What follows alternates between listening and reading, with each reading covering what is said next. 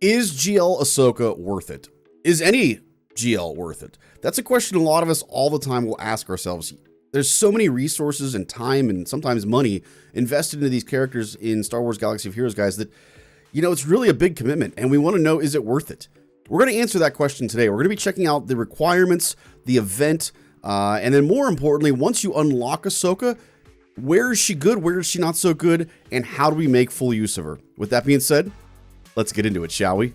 First and foremost, let's look at the requirements here that she has and kind of grade the value of these requirements.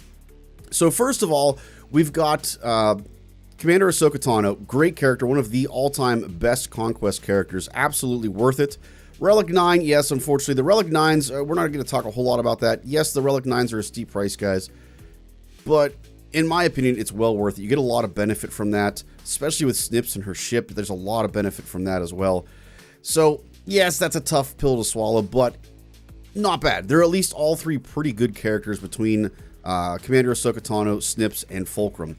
Now, the next part of this that we get into is the Enoch and Peridia Trooper and Night Trooper.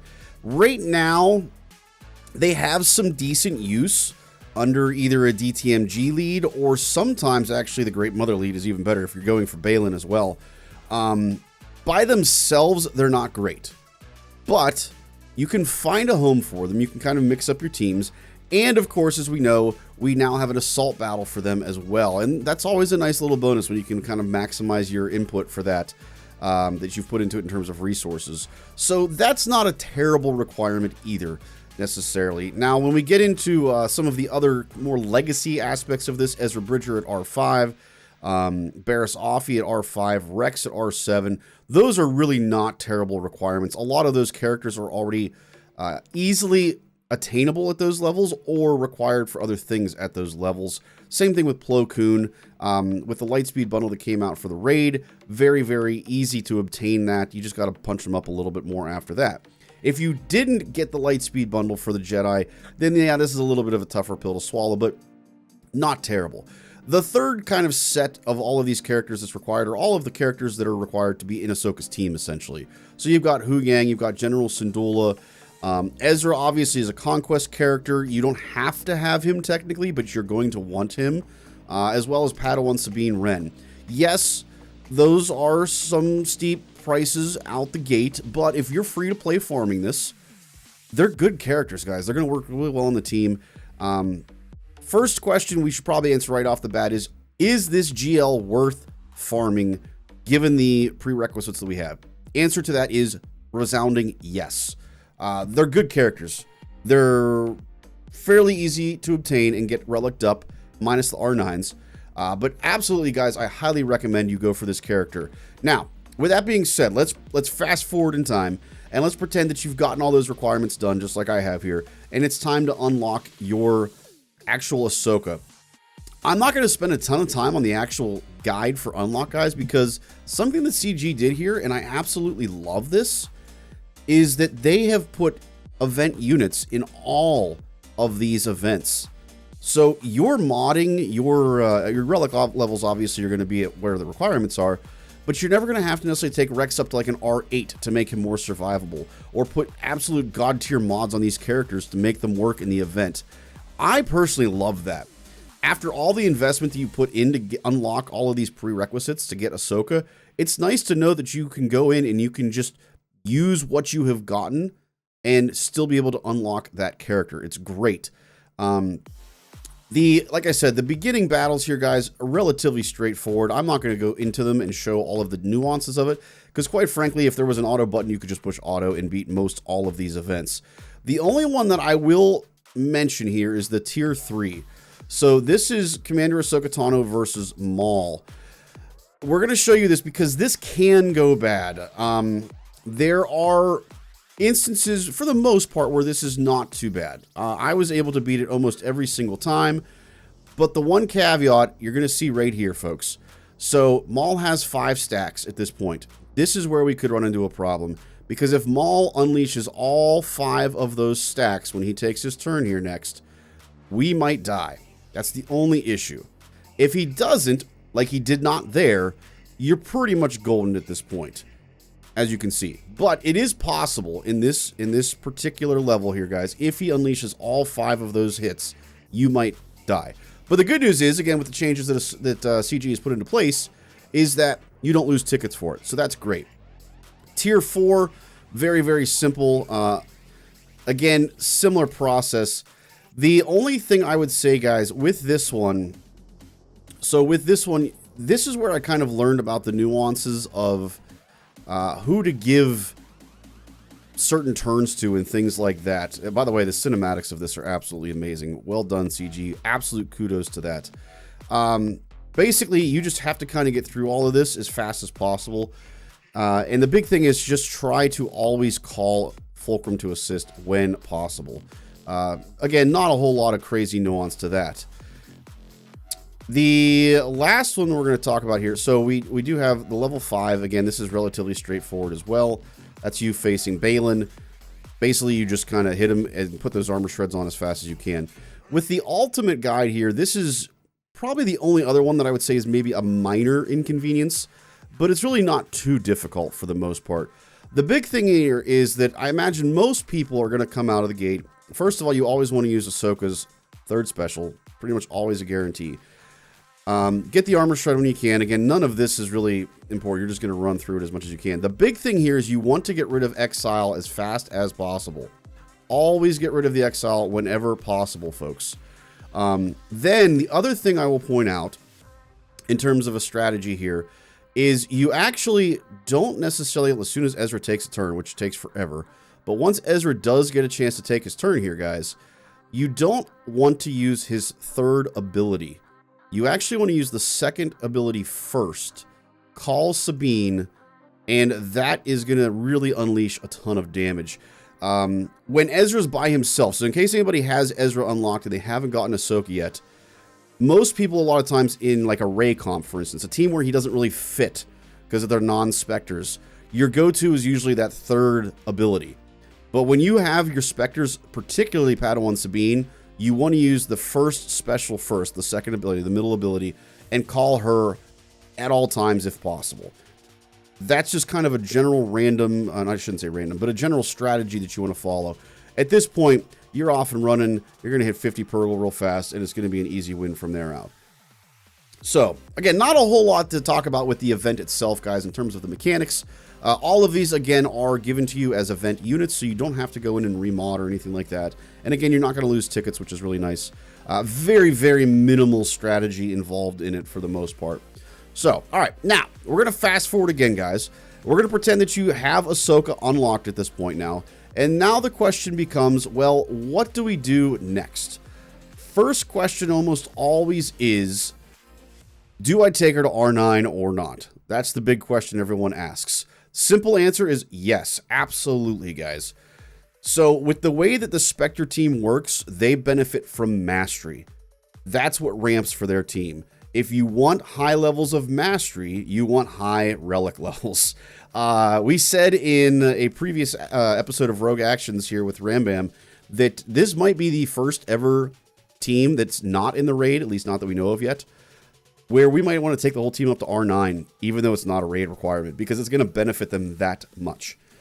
So, just a short, quick answer to that question that pretty much everyone's going to ask.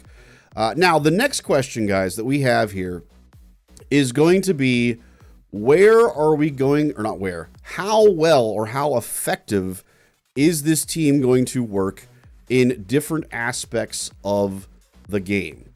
So let's go ahead and we're going to go over to our making the grade section here, guys, and check that out next. And let me go up here so that you guys are going to be able to see this. And I think this should work. Yes, beautiful. Okay, good. Technical difficulties there, guys. All right, so we've got making the grade here, guys. Basically, we're going to talk about kind of the overall value of Ahsoka and, again, the total Spectre team, guys. We're including Ezra in this scenario here so that you can kind of have a good idea what you can expect in terms of value that you're getting, your ROI, if you will, your return on investment for going in on GL Ahsoka. In GAC, so I have had her for 1 week as of recording. No Datacron, okay? No special Datacron for her. I imagine when the Datacron comes out, we're going to see a boost in this. But for now, this is just based purely on the team itself and how well they're working in GAC. For me personally, I'm giving it an A-. That's mostly because right now, defensively, Ahsoka does not do very well. Offensively, she's great. She beats almost all of the GLs. She beats 6 out of the 8 consistently. Can beat, I would say, 7 of the 8, possibly 8 of the 8, depending on modding and strategy as well. Some of that is subject to change down the road, though, guys. For instance, when we get the Dark Vision Ray coming out, I think that's going to really turn the table on the First Order battle. I don't think you're going to be able to beat the First Order once that comes out to play. But Leia, I know, is a big thing here. A lot of times questions come about, can you beat it? It's a tough one. It is a tough one. Leia is a good counter to Ahsoka, but if you're playing Ahsoka on offense, you can still beat a Leia team with that. The problem here, and the reason this isn't an A+, guys, is the defensive side of things. Right now, and this is under investigation from CG as of this recording, but right now, the AI just is not playing it very well, and it's taking a long time to get to alt. It's really struggling to build mastery, and the side characters, here's the key thing with this team, they just melt to any AoEs, any strong AoEs, which is why Leia works so well against this team in particular. I, for one, I almost don't want to say this because I don't want people to know about it, but I was able to take in a Seer team, and I was able to beat an Ahsoka on defense pretty handily, pretty easily. So this team is very susceptible to strong AoE-driven teams.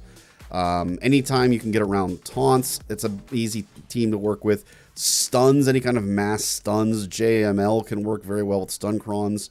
So this team has a lot of things that they're susceptible to on defense in particular. So A-, it still does really well, still does a lot of stuff in GAC, but there are definitely some weaknesses across the board with it. Now, on the opposite side of that, TW, holy cow, guys. We again, as of this recording, we've seen one TW without Datacrons for most of our teams. Most of our teams. And no one was able to beat the Ahsokas in TW. It's crazy. We did have one team on our in our guild that did have a Datacron. It was a maxed out level 9 Datacron for Ahsoka, and the whole team was Relic 9, which is, like I said, I think that's going to be the ideal final comp version of this, guys. That team survived more than 16 attacks. It was insane. The TW aspect of this team is really, really good. Will that stay as strong as an A+ over time? Maybe not. But at least as of now, as of initial testing, as initial results that we have seen from our TW at least, wow, that team is strong. And to be clear, guys, this is with both Omicrons on the team. We'll get into that stuff in a little bit, what's worth it, what's not worth it for the individual characters. But if you have both of those Omicrons on for TW, sheesh, man, is this team ridiculously strong. Now, moving on to Conquest here, guys. For Conquest, so there are a lot of advantages to this team. They're very survivable. They're going to ramp the mastery. They're going to get you 3 stars on a lot of events. That's a good thing. In the next iteration of Conquest, I'm sure they're going to be amazing because there's going to be a whole bunch of off-balance feats and things like that. But long term, the number of buffs that they receive is fairly limited. And by that, I mean that different types of buffs is fairly limited. The number of debuffs that they put out is also fairly limited. So a lot of feats are driven behind those things. So in terms of this being able to just kind of get every feat in the book in Conquest, I think it's going to fall a little bit short on that. Is it going to get you 3-star wins? Yes. Is it going to be able to win against really, really, really tough teams? Yes. So this one, I gave it a B+. You might be able to argue it's an A-, but it's going to be lacking on a lot of the feats just because it has a limited number of buffs and debuffs to it. But it's still going to be a really good team. It's still going to do a whole lot of things for you. I don't think it's going to be a JML level team where you can just throw in anybody that you want to. It's not going to be plug and play like JML. And that's the other downside of it. This team is going to really be just this team only. You're not going to be able to plug other things in or use it elsewhere. You're going to be pretty limited in how you can use this team. So those are a couple little dock points there. I'm putting it in the B+ territory for that. Now, TB. This is yet to be tested on my end. We are starting TB as of recording of this video. But I'm giving it a B for now, just because, again, we're looking at a lot of mastery being required. You need to really ramp that mastery up. You need to be super survivable. And as we all know, in TB, their stats are out of this world insanely good. And there's a lot of AoEs in TB as well. And the Ahsoka team is susceptible to AoEs, guys, as well as stuns. So this is a team that, as of now at least, without testing, unfortunately, I don't think it's going to do super great in TB. Is it going to do well in the lower tiers? I think so.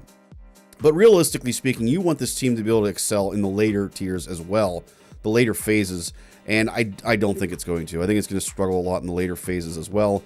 There's just not going to be enough survivability for the rest of the team, in my opinion, to ramp up the mastery that you're going to need to be successful. So I could be proven wrong on that one. Time will tell on that one, guys, but that's just my initial thoughts on that. Galactic challenges. This is going to be very similar to Conquest. Again, it's a very limited type of buffs and debuffs, so I think you're going to struggle to get a lot of those different feats. But again, if you're looking for a team that's going to be able to go in and win and easily win, yes, it's still going to do that work for you. So it's kind of along the lines of Conquest. I just think that the Conquest or Galactic challenges being so feat driven, I think you're going to see a little diminishing returns on that. Now, the final part of this in terms of a raid, guys, is the raid. That's a big old question mark at this point. We don't know what the next raid is going to be. Obviously, the current raid, the Naboo raid, this is useless. But if we get a mercenary raid, that's kind of one of the speculations. If it's a mercenary raid, I feel like this team is going to be absolutely useless for you. But if we get a Peridia raid, then obviously, yes, this probably skyrockets to an A+. So it really just depends on what the next raid is going to be and what that is going to look like for us. All right, so that's kind of our general overview of what you're getting from Ahsoka once you've made that investment to unlock her and to get her. Let me know your thoughts in the comments, guys, down below, whether you agree with me or disagree with me. That's my dog, Fritz. He's trying to eat a squirrel. Sorry, guys. All right, the next part of what we're going to be looking at, everybody, is going to be the specifics on how to make this team really work for you and be able to be successful. Let me go ahead and bring them up for you here. All right, so our core 5 that we've got here, guys, let me go ahead and move this. Whoa, that's the wrong thing. Let me go ahead and move this down for you guys so you can see a little bit more easily with the different characters. All right, so we obviously have Ahsoka Tano as our lead. We have Ezra ideally in the team, General Syndulla, Padawan Sabine Wren, and Huyang. Long story short, so Ahsoka is your taunt. She's your tank. You want her to be thick, beyond thick. But speed is an important part of this as well. You really want her to be very fast. I am running a speed set plus defense set. I'm a little on the fence on defense at the moment. I went with that initially because of the whole conversion from defense to offense. But what we've seen so far is that doesn't mean anything. She just does not hit at all. She is a wet noodle, guys, in terms of the damage that she does. Whether that is a not working as intended issue or not, we're not certain of yet. I know that CG has announced that they are looking into some things with AI and different parts of different kits not working. Huyang, I'm talking about you. So things could change in the future, but I think without a doubt, one thing is for sure, you're going to want her to be fast. On top of that, if the defense to offense conversion becomes better, defense is probably your best bet. If not, then you might want to go with an offense set instead of defense. Right now, I really want to kind of change it to health. Sorry, I said offense. Change it to health. But I'm going to hold true for now and see if they adjust things to get her to do a little bit more damage. Just so you guys can see my stats, I do have a lot of speed on her. She's at 564 as of now, and I can still improve that some more. I'm going to continue working on her in the future. But basically, guys, you want her getting out and going as fast as possible so you can start getting rid of Exile. Now, in terms of Zetas, yes, you want all 6 of them. CG did put a thing in their post about priority. I'm not going to go over the priority list for that. You want all 6, guys. Just get all 6. Period. End of discussion. All right, now the reason you want Ahsoka to be so fast is because Ezra is a super important cog in this wheel, and you want him to be able to go next to get this ultimate and mastery and exile train rolling, everybody. First of all, how do you mod Ezra? I think there's kind of 2 thoughts on this process. The first thought is fast as possible. You can see that's kind of where I went initially with this. I've got a speed set plus a health set, and I've got him loaded up with a lot of speed. He is at 364. I have not seen very many people that have an Ezra as fast as this. To be clear, he does not have my top tier speed mods. I do have ones that are better than this, but I wanted him to have a lot of survivability on top of the speed. Speaking of survivability, this is where the other thought process comes into play here. There's kind of 2 thoughts on how to mod him here. One is speed and be as thick as possible. The other one is just be as thick as possible with speed. It's kind of the, yin and yang, so to speak. The reason some people go super strong with this, they want all the health in the world or all the defense in the world with him, is because of the fact that he is a little bit squishy, and you really need these characters to ramp up. You need them to be survivable, and then the offense kind of takes care of itself over time. I have found so far that the speed is better. Will that change over time? Maybe. We'll see on that. But for now, at least, I think you're better off with a speed set plus a health set and just giving him as much survivability on top of the speed as possible. Just so you guys can see, I don't always have a ton of survivability, unfortunately, on this mod set. Just with the way that some of this stuff worked out, I have a lot of offense on him at the moment, more so than health. And like I said, I have seen in testing a little bit that he is a little bit squishy at times. He can die kind of easily if he is squishy. As an example, I'll give you guys, I was able to beat an Ahsoka team with our Seer / Maul. I had Maul on the team. And unfortunately, my Malicos got exiled. And I thought we were done. But my Maul was able to take out Ezra on the get-go, and we were able to win because of it. So that's one reason why some people are saying he needs to be thick. Make him more survivable so that he can survive an onslaught from someone like Maul or someone that hits really hard. You don't want him dying, on the first or second turn out the gate. So, again, either speed and health or health and speed. Those are kind of your 2 ways to go with this, guys. Now, General Syndulla, kind of the same idea. You want her to be fast. You want her to be thick. You want her to be survivable. Very much like Ezra. The difference is she does not need to be quite as fast, in my opinion, as Ezra does. You do want Ezra to be your second fastest character in the team. We'll go over that here in a moment. But you do want her to be pretty fast. You can see I've got a decent amount of speed on her. She's got some potency and tenacity. That's just kind of side. That's not necessarily intentional. But beyond that, I'm just trying to make her as survivable as possible. And you can see she's not very thick, guys. These are very weak characters. This is kind of the big disadvantage of this team, is that even at high relic levels, Ezra at relic 8, they're squishy. They can get beaten very easily by a very strong AoE, aka Malicos. All right, moving on from that. Again, she's pretty straightforward, guys. With Sabine, there's kind of 2 thoughts on this process. There's either the crit damage, which is what I run, or the offense. People that run the offense, their whole thought process is she's going to ramp the crit damage on her own. Might as well just give her some more offense.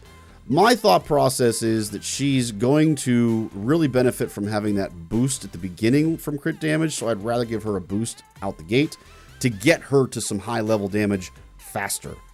As you'll see in testing, guys, when you play with them, basically you want to get to that damage threshold as fast as possible. You need her to do damage very, very quickly. And I find that it's just better to give her that little boost at the beginning with the crit damage than it is necessarily to give her the offense. She will build that over time. Obviously, I do want to give her lots of offense if possible. She's at 92.54 at a relic 8. Ideally, that'd be closer to 10, but hey, that's what I got. That's the best I got. Speed-wise, she's probably your slowest character on the team. so speed's not a huge issue for her. Crit chance is the other thing I'll say. You do want a lot of crit chance, guys. Obviously, if you want her critting and benefiting from that crit damage stacking, you do want her to crit. So lots of crit damage for her.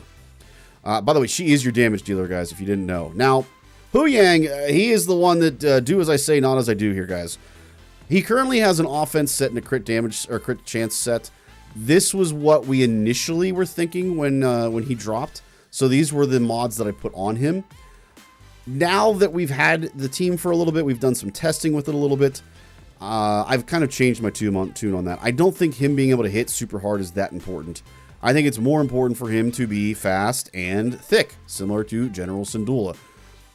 Don't get me wrong, he's going to benefit from having some damage, but in testing, he dies very quickly. He dies very, very quickly, unfortunately.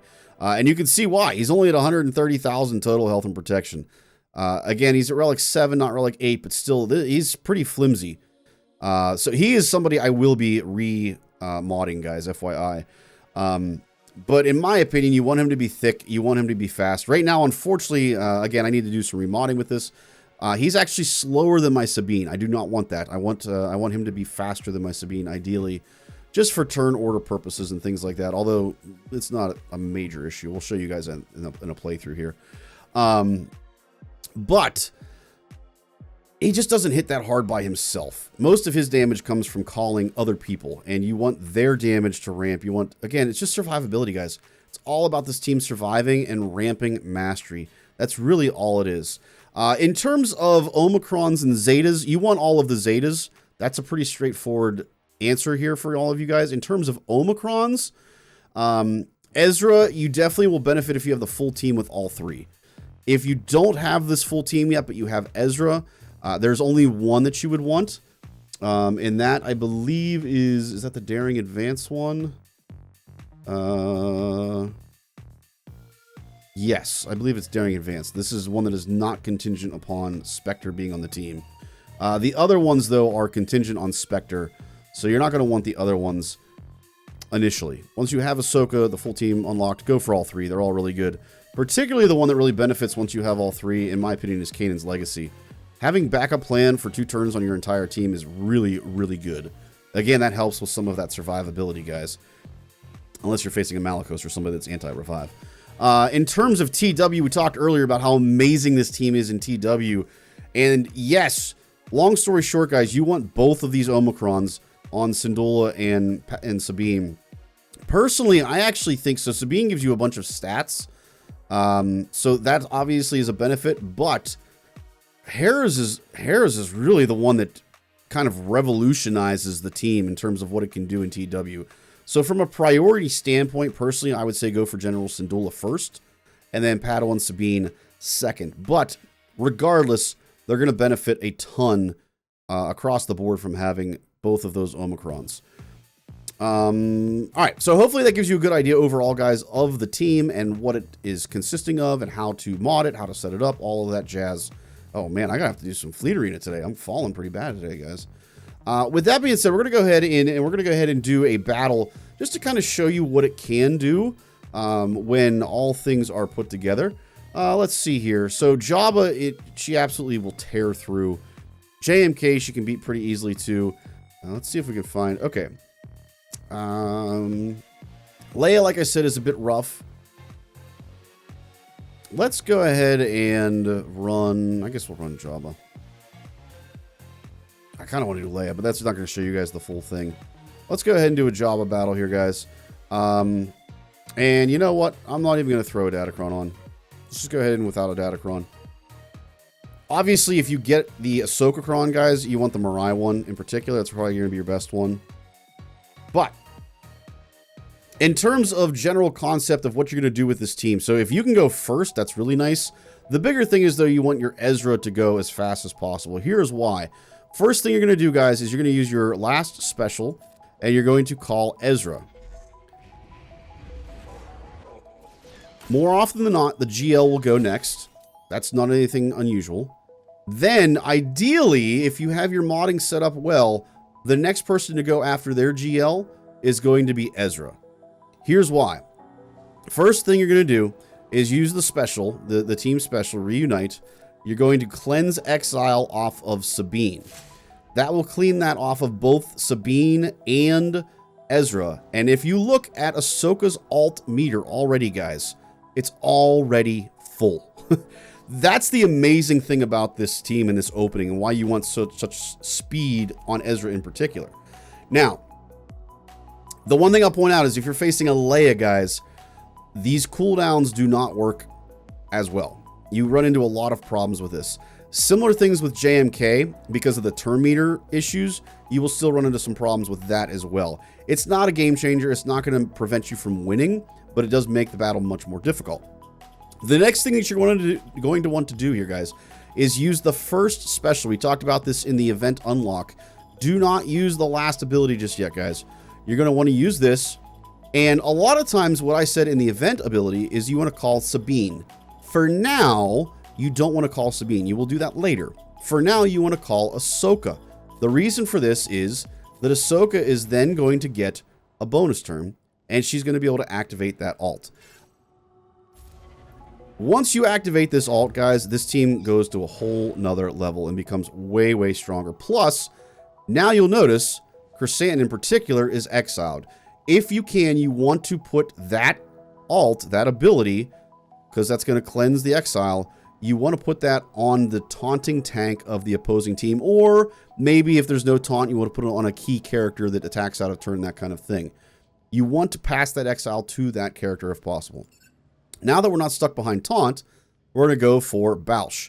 Now, ideally, we would all be able to mass attack here, guys, in on Bausch, but as you guys know, we can't attack out of turn when Bausch is still around. So there is a little bit of a disadvantage there with Jabba. It's not the end of the world, but I still like to do that, mostly because I want to get the, oh, what is this buff called? The revive buff. Backup plan. Mostly because I want to get that out for everybody. Now, if I want to fracture somebody and shut them down, in this case, I am A-okay with fracturing Bausch because I don't want her attacking out of turn and spreading thermals everywhere. I'm going to use my fracture next. Sometimes you might want to cleanse depending on how the battle goes, but 9 times out of 10, you're going to want to fracture somebody that's important. Now, at this point, we're going to go back to the third special, or the second special, I should say, and we're going to try to pass Mirai's wisdom onto somebody that does not have it. Currently, Ezra has it. Sabine has it. And because Huyang is still exiled, I'm going to give it to General Syndulla. If it was flip-flopped, and General Syndulla was exiled and Huyang was not, I would give it to whoever is not exiled. That's kind of the key thing there with that. We can go ahead and put an armor shred on here. Mostly we just want to get Bausch out as fast as possible. Now, with this, again, I am not going to call the mass assist here because we can't attack out of turn. So I'm just going to go ahead and use that special. We almost got her. We're going to use a basic to finish her off. Now we can start using abilities that will call people to assist, which is great. Also, we're back to Reunite. When you get this the second time around, you want to cleanse the last person with exile so that they're now free. Go ahead and use whatever ability you got if you got it. We're going to go ahead and give perfect defense to... I usually give it to Ahsoka. I don't see a huge difference depending on who you give that to. Alright, she's gone. Now we can mass assist or call people to assist. We've got our second alt ready to roll. And we are off and running, guys. We just absolutely will tear this team apart. We can now assist with everybody because Bausch is out. He's gone. And it's just easy from here. Like, we can literally just put it on auto at this point. Again, there's subtle nuances based on who you're facing in the game. But for the most part, you're going to follow that plan. You want to try to call Ezra first. You then want to remove exile from Sabine. You then want to swap your turn back to Ahsoka and get that alt off as fast as possible. It's just kind of your general overall plan with everything, guys. All right, and that will pretty much wrap us up for today, everybody. Hopefully this guide will help you /review to kind of give you an idea of one, you know, what to expect. Is it worth it? What's your ROI going to be like once you unlock this character? And then more importantly, how to use her effectively once you have unlocked her and put in that investment and everything else. Like I said, guys, I'd love to hear from you in the comments down below what your thoughts are on the grading in particular that I gave her. And also, if you have any thoughts that maybe I should do something differently in terms of how I mod or how I do some of my different, turn meter or calling different abilities, that kind of thing. Let me know if you guys agree or disagree on some of that stuff that I mentioned. More importantly, though, guys, like I said, hopefully this will help you a lot in the future and to maximize your Ahsoka journey, everybody. Guys, last but not least, I want to say just a big shout out and a thank you to all of my patrons. We've got a ton of them. We couldn't do this without them. So thank you very much, guys. With that being said, we will see you next time. Catch you later, everybody.